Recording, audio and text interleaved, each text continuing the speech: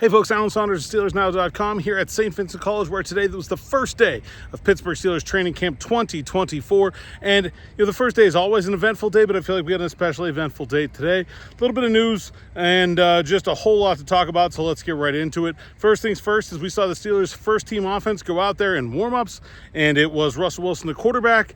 It was Dan Moore at left tackle, and it was Broderick Jones at right tackle, Calvin Austin, and Van Jefferson, the two starting receivers.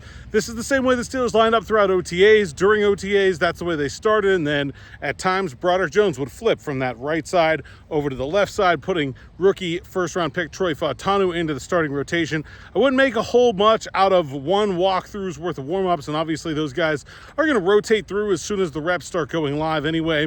No pads for these first four training camp practices as well, so not learning a whole lot about the offensive line other than basically we're starting training camp where we ended training camp. Also at center, same thing, Nate Herbig with the first team, Zach Frazier with the second team.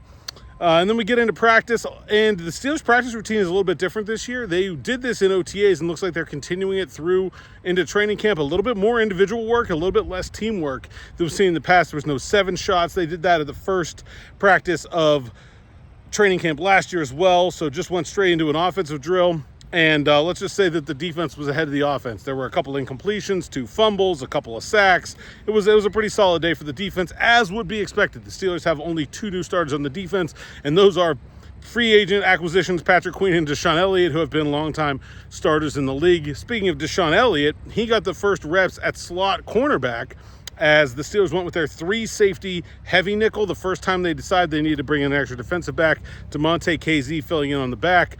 Cam Sutton, Mike Tomlin said yesterday, would not have his reps impacted by his suspension.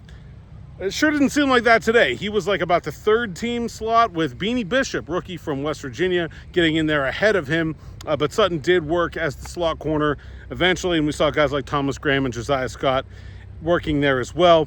The big story of the day, no number 3. Russell Wilson, apparently, according to Mike Tomlin, woke up this morning with some calf tightness. So Justin Fields got the whole first practice with the first team offense. As I said, things didn't go great for the offense. He had a nice ball to George Pickens down the sideline that Pickens couldn't quite handle. There was a play where him and Najee Harris didn't seem to be on the same page, and they had to call a timeout. There was a sack. And so, I wouldn't call it a great first day for Justin Fields, but certainly talking to Pat Freiermuth, talking to Calvin Austin afterwards, those guys have faith in him. They feel comfortable with him. So I think we're going to continue to see more of both of those guys whenever. Russell Wilson was walking around. He did walk through. He was signing autographs. He's fine. I think this is more about just he's 35. If there's something little, take it easy on him and get Justin Fields those reps that he hasn't had yet. And so there you go, Fields with the first team. Then after practice, got to talk to Cam Hayward. Did talk to, as I said, Freiermuth, Calvin Austin, and Fields. Cam Hayward, no update on his contract status, said he continues to be hopeful that he'll be able to get something done. He doesn't want to get his hopes up, though, said, when asked about his confidence level in a deal getting done between now and the start of the season. I asked him if he feels like he needs to prove himself again after an injury-plagued 2023 season, that he can still be the same player that he was in 2022, and I really liked Cam's answer. He said, I do, but only to myself.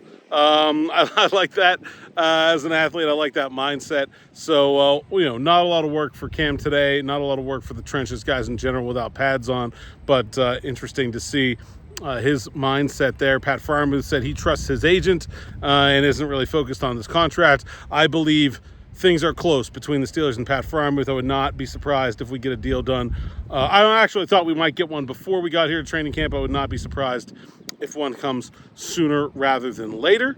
Talked to Joey Porter, talked to Keanu Benton, a couple second-year guys who really look poised to make big leaps. Mike Tomlin talks all the time about year 1 to year 2. Yesterday, he was asked about Keanu Benton and his expectations for him for this season, and all he said was the words big things twice. Big things, big things. That's all he said. So that's one way to put it. I do think the Steelers expect big things from Keanu Benton. I think he's going to be a bigger part of the sub-package rotation and not just that 3-4 nose tackle like we saw last year.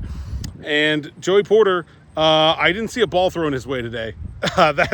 If you're a cornerback, I think that's pretty much the best thing you could ask for. Although I did think some standouts from today. I thought Donte Jackson looked really good. He had a couple pass breakups. He did fall down in a 7-on-7 drill that let Fields hit Jefferson for a long touchdown. But other than that, a nice day for Donte Jackson. And DeShon Elliott might have been, from my eyes, the best player on the defense. He had a sack. He had a pass breakup. I thought he looked really, really good. DeMarvin Leal was pretty relentless. Tracked down Kyle Allen from behind on one play, and I think he had another pass breakup. No, a tackle for loss. Tackle for loss as well. So pretty strong first day for him. Dean Lowry not practicing, so that means a lot of second team reps, and obviously with Cam and Larry Ogunjobi being older guys that don't need a lot of practice, it means there's a lot of reps on the table for guys like Leal, guys like Isaiah Loudermilk, Logan Lee, who's trying to make this team. So we'll get to see a lot of those guys. Not a whole lot of negatives to talk about. Mentioned I didn't think it was a great first day for Fields. Didn't get a ball to Roman Wilson in team period today, at least that I saw. I thought Kyle Allen maybe could have hit him once while he was scrambling and decided not to pull the trigger and just tuck the ball away. But I think probably still about where we were at the end of OTAs and minicamp for Roman Wilson. And that's pretty much. Zach Frazier did have one bad snap. He was working with Allen in the second team. It was a little bit low, and there was a mesh between Allen and the running back that went awry because of it. So something to keep an eye on there. I know that was the big problem the Steelers had with Mason Cole last year, and if Frazier hopes to win that job, he's going to have to clean that up, certainly. We've got a lot more of these to go, so I don't want to talk about everything on the first day. We'll get to it, I'm sure. There'll be more Steelers Talk, Steelers Afternoon Drive coming up on this YouTube channel later today with myself and Zachary Smith. And, of course, like and subscribe, hit that bell for notifications to check out all my coverage, and Chris Ward, Derek Bell, and the rest of the Steelers Now team at SteelersNow.com. Until next time, we'll see you from training camp.